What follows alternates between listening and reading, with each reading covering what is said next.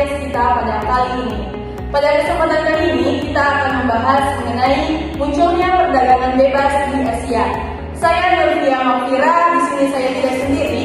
Di sini ada 3 teman saya yang akan membagikan pengetahuan mereka untuk kita semua. Oke, langsung aja nih kita minta kakak-kakaknya untuk memperkenalkan diri. Oke, dari kak yang baju almen merah deh.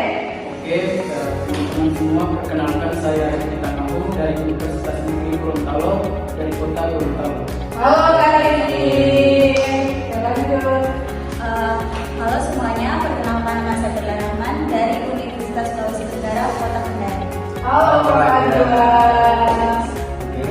Halo, nama saya Radit Terladi dari Universitas Mataram dari Lombok. Halo Adil. Oke, wah ternyata kakak-kakak kita ini berasal dari daerah dan kampus yang berbeda-beda ya Kak. Oke, langsung aja nih Kak, kita mulai diskusinya. Oke, saya mau tanya dulu nih ke Kak Fadila. Ke Kak Rifki dulu. Oke, Kak Rifki, ini kan kita membahas mengenai munculnya perdagangan bebas di Asia. Nah, apa sih yang kakak tahu mengenai sejarah dari munculnya perdagangan bebas ini?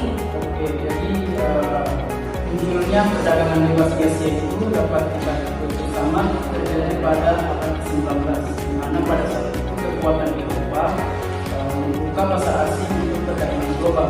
Kemudian setelah Perang Dunia Kedua, negara-negara yang ada di kawasan ini mulai aktif mencari cara untuk memperdalam hubungan kita dengan mereka. Oke, jadi seperti itu ya teman-teman untuk sejarah singkat mengenai munculnya perdagangan bebas di Asia. Nah, saya mau tanya lagi nih Kak, sama Kak Fadila. Tadi kan sudah sejarah, sekarang saya mau tanya pengaruh Kak. Apa sih pengaruh perdagangan bebas ini terhadap ekonomi dan masyarakat Asia Kak? Jadi menurut saya pengaruh perdagangan bebas terhadap ekonomi dan masyarakat di Asia itu menjadi pendorong utama pertumbuhan ekonomi. Integrasi pasar di Asia telah meningkatkan akses kita terhadap pasar modal, investasi, dan juga meningkatkan efisiensi produk. Oke. Oh iya, saya juga sangat setuju sama Kak Fadila.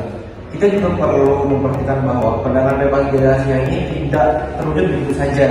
Prosesnya rumit dan melibatkan negosiasi yang sangat panjang serta kompromi antara berbagai kepentingan nasional. Perubahan ini juga telah membawa tantangan dalam memberikan visi perdagangan di Asia.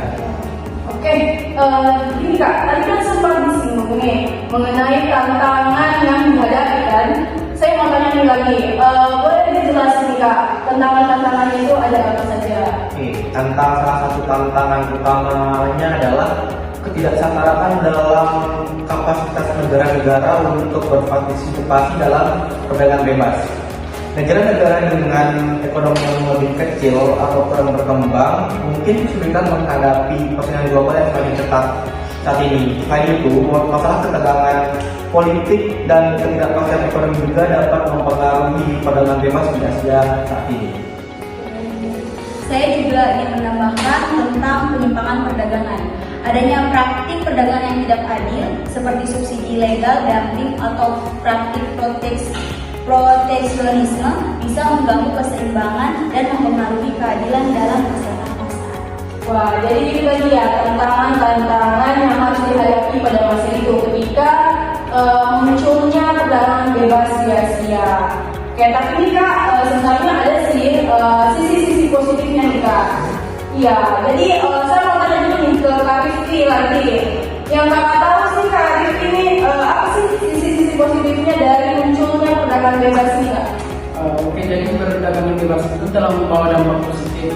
Salah satunya telah menciptakan lapangan pekerjaan, mendorong inovasi dan pertumbuhan ekonomi, dan meningkatkan standar kehidupan masyarakat. Namun perlu diingat bahwa manfaat ini harus dirasakan oleh semua orang dan harus ada yang ditinggalkan. Oke, terima kasih banyak Kak Rizky. Oke Kak, ini sebelum kita akhiri diskusi kita pada hari ini, ada nggak pesan-pesan untuk teman-teman penonton atau pendengar di sana?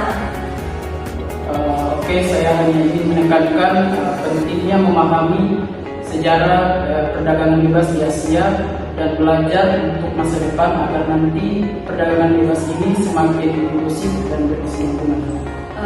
Dari saya juga berharap bahwa negara-negara di Asia dapat terus bekerja sama untuk menghadapi tantangan dan memanfaatkan potensi penuh perdagangan bebas untuk meningkatkan kesejahteraan masyarakat di kawasan Asia.